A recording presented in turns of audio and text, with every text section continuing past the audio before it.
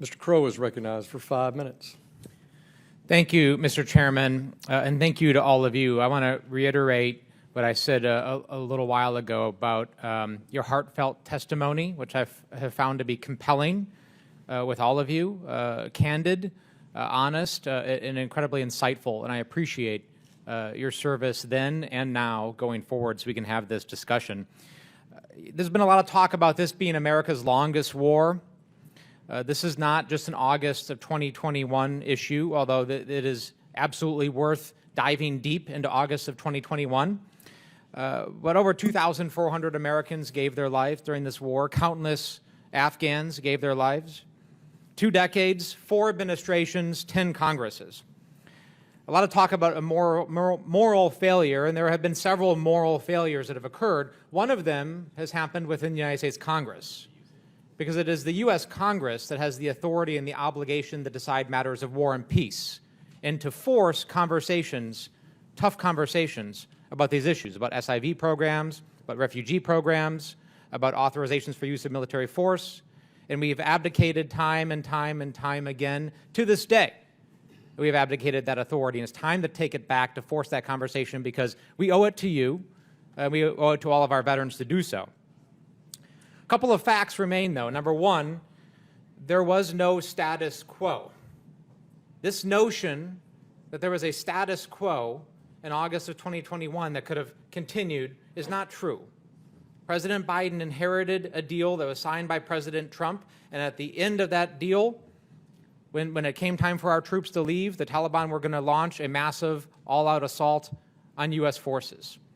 We had 2,000 troops in country at that time, and they couldn't have defended themselves, and they couldn't have defended the Afghans. So we would have had to have plussed up to 15,000, 20,000, 25,000, pick a number. It would have been a massive surge, and we'd be fighting and dying to this day. And I don't believe that we should have done that. The last is the evacuation. The problems, the challenges, the missteps with the evacuation have been well documented. You have helped illustrate those further. I agree with you. We have to be honest about that. My criticisms of the administration have been well documented. And we have to be honest about that challenge so we make sure it never happens again. I want to make sure, though, when we're having that discussion, that we are clear on the civil servants, those in the State Department, those in the Defense Department, that poured their hearts and souls also into this to protect the people that they fought with and served with. I have had countless conversations where those civil servants, those men and women, have broken down into tears because they, too, lost friends and left friends behind. And I think we have to acknowledge that a lot of people within this administration and going forward have done that work. So with that in mind, Ms. Mackler, I'd like to turn to you. We've talked a lot about the SIV program. I've done a lot of work on that program, as have many of you. But I want to talk a little bit more in the time that we have left on the non-SIV elements that we have to address. All of those civil society leaders, judges, girls, women, journalists, others who are fighting to get out, who can't do so under the SIV program. But we need to expand the P1, P2, other programs. What do we need to do, and how do we get those folks prioritized? Thank you, Congressman. That is such a great question. The P1, P2 programs are refugee resettlement programs. They require an individual to have worked for a U.S. Military contractor, NGO, or media organization, and to be referred into that program by those individuals.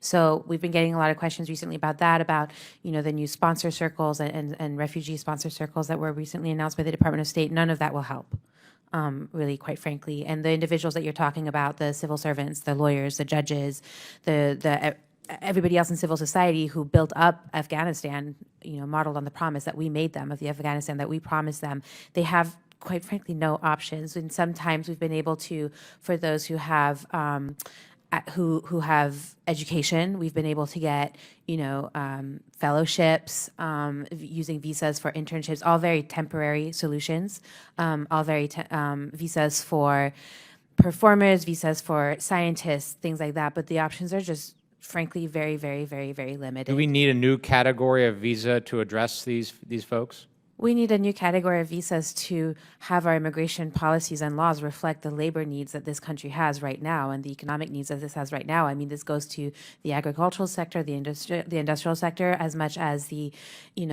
more highly educated sectors and fields. I mean, right now you can come and study in our universities and then not stay because there are no visa options for you, even though you've been educated here. And so across the board, we need more pathways, more generous pathways.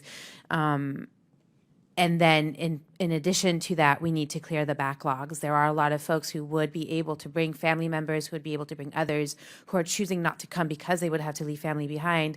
And a lot of that is just sort of caught up in the backlog. So I would start there. And I would also just say, I know we're out of time, but I would also say, things that don't require legislative fixes, but just put in more resources into these agencies that are chronically underfunded so that we can get through the applications. Right now, it takes a year to get a work permit.